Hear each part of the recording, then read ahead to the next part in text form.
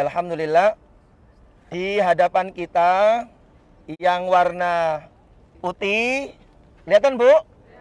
Yang warna putih itu dengan satu menara dan kubah yang ada di tengahnya dikenal dengan Masjid Ali bin Abi Thalib.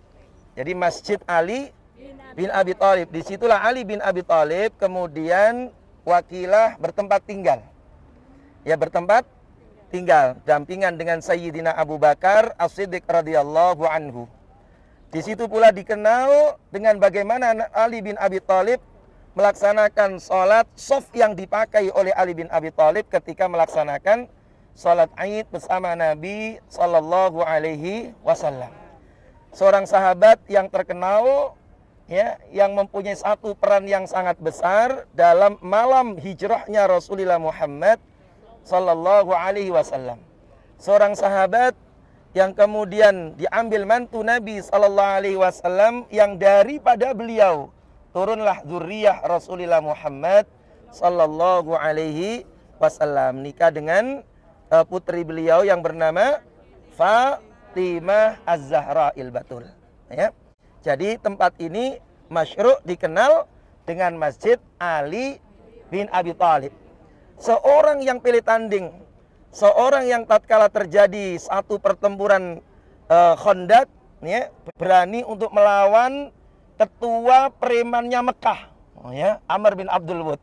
Jadi Amr bin Abdul Wud itu ketua premannya Mekah, seorang sepuh yang hidup sezaman dengan bapaknya Ali bin Abi Thalib, yaitu Abu Thalib, ya. Tetapi kemudian pada akhirnya orang yang mampu mematahkan bahkan membunuh beliau dalam perang itu adalah seorang anak muda, anak daripada kawan sendiri dari Amr bin Abdul Wud, dan orang itu bernama Ali bin Abi Thalib, yang terkenal dengan pedangnya yang namanya pedang Zulfikar, ya, orang yang luar biasa. Maka kita bisa melihat masih bekas-bekas itu masih tersimpan, ya, semoga pada tahun-tahun yang akan datang pun juga masih dilestarikan, karena satu persatu bekas-bekas itu sudah tidak ada bekasnya, dan dihilangkan oleh pemerintah Arab Saudi dengan berbagai macam dalil yang ada. Maka kita sambil jalan, pembatasnya Ismul Masyru' Masjid Ali bin Abi Thalib radhiyallahu an Al-Madinatul Munawwarah. Nah, dulu dipakai sholat, tapi karena saking dekatnya dengan Masjid Nabawi, maka ditutup hanya untuk menjadi apa? Tanda saja. Ya. Pak, agak maju, Pak. Pak. Kapan harus nyari kursi? Bapak Ibu yang mulia, inilah lokasi Masjid Hada Masjid Sayyidina Abu Bakar As-Siddiq radhiyallahu an. Ya. Namanya apa tadi? Masjid Abu Bakar As-Siddiq radhiyallahu anhu. Orang yang sangat mulia, ya, setelah Rasulullah Muhammad sallallahu alaihi wasallam, ya. Agak sini, Pak, agak sini, Pak. Hadap ke sini. Ya. Terus di lokasi inilah rumah Sayyidina Abu Bakar. Jadi rumah Sayyidina Abu Bakar As-Siddiq radhiyallahu an adalah tempat ini. Ya. Orang yang begitu punya jasa yang sangat besar, hidupnya menjadi orang yang sangat mulia karena pengorbanannya kepada agama ini. Orang yang sangat kaya raya.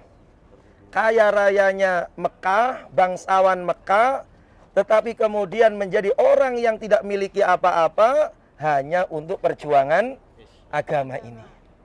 Ini Sayyidina Abu Bakar As-Siddiq radhiyallahu an.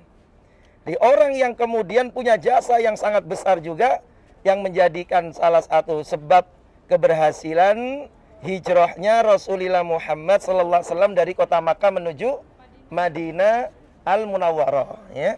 Masjid apa? Abu Bakar, dari rumah Sayyidina Abu Bakar As-Siddiq radhiyallahu an. Sehingga suatu ketika datanglah beliau di hadapan Nabi sallallahu alaihi wasallam. Ia mengatakan, "Ya Rasulullah, aku berikan semua hartaku ini untuk agama ini." Apa jawaban Nabi sallallahu alaihi wasallam? "Tidakkah kau sisakan untuk anak dan istrimu ya Abu Bakrin?"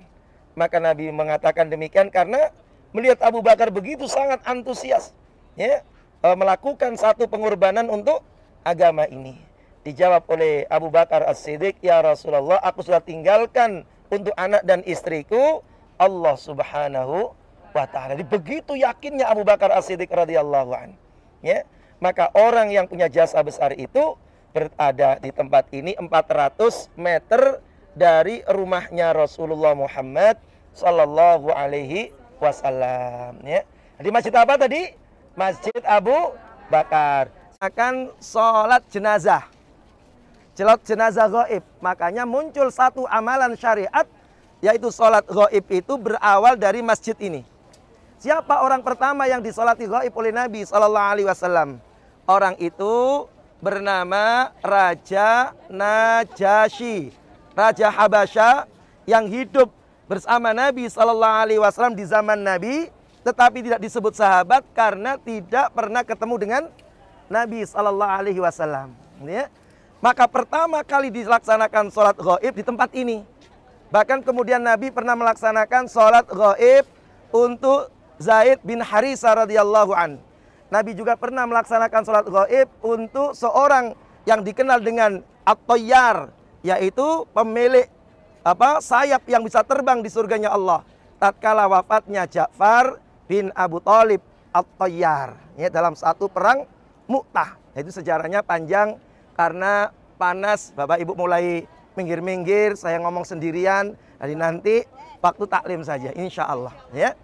Makanya kemudian sholat jenazah itu menjadi satu syariat, paham ya?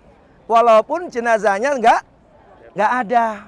Lah Pak, niatnya bagaimana? Sholat jenazah itu ada yang satu, alal mayit, ada yang dua, ada yang banyak, ada yang gaib, ada yang tidak. Maka niat yang paling singkat, yang paling enak, usolli man sholla alaihil imam. Ya, saya niat sholat untuk orang yang disolati oleh imam. Jadi dalam hati ketika takbir, Allah, saya niat sholat jenazah yang disolati oleh imam. 4 takbir karena Allah Ta'ala, ya. Walaupun orang itu 2, 4 kita nggak ngerti, maka sudah cukup, ya. Kita cukup apa? Usolli man sholla, ribet. Saya niat sholat jenazah yang disolati oleh imam. Dan itu pahalanya seperti satu gunung Uhud. Makanya dahulukan daripada sholat sunnah, ya. Sholat jenazah lebih hebat, tinggi nilainya daripada sholat ba'diyah. Maka sholat sunnah jenazah dulu, baru sholat ba'diyah. Sebab kata Nabi, sekali sholat pahalanya seperti satu gunung Uhud. Dan kadang kita jarang melaksanakannya. Bahkan mungkin ada yang nggak pernah melaksanakan. Giliran ada yang meninggal, kita lagi sibuk kerja di luar kota dan lain sebagainya. Giliran Sabtu Minggu nungguin, kagak ada yang mati-mati, kan itu kan. Nah itu makanya penting di sini setiap waktu sholat jenazah, nih ya, insya Allah. Inilah tempat Nabi SAW melaksanakan sholat Id. Makanya kemudian disebutkan sunnah melaksanakan sholat Id itu adalah di lapangan. Karena memang Nabi itu di lapangan. Tapi karena sekarang masjid lebih besar, masjid lebih luas, lebih rapi, lebih menampung, maka masjid menjadi pilihan. Jangan maksain sholat di lapangan. Jadi Nabi SAW melaksanakan sholat ilal musallahu, itu adalah tempat ini. Makanya disebut dengan al-musallah, ya, lapangan. Dulunya adalah lapangan. Masjid ini juga disebut dengan Masjid Ghamamah. Ghamamah itu artinya mendung. Setidaknya ada 2 peristiwa yang besar. Kenapa masjid ini disebut dengan Masjid Ghamamah? Pertama, ketika Nabi SAW dari panas matahari yang luar biasa, terjadinya daripada paceklik kemarau, maka di tempat ini Nabi SAW melaksanakan sholat istisqa, sholat minta hujan. Tiba-tiba ketika minta hujan, langsung dikirim oleh Allah mendung, awan yang begitu luar biasa pekat, akhirnya kemudian pecah menjadi hujan seketika. Disebut Masjid Ghamamah pun ketika Nabi SAW melaksanakan khutbah Idnya, maka kemudian tempat itu yaitu diberikan daripada tempat menjadi. Disebut Masjid Ghamamah pun ketika Nabi SAW melaksanakan khutbah idnya, maka kemudian tempat itu yaitu apa? Diberikan daripada tempat menjadi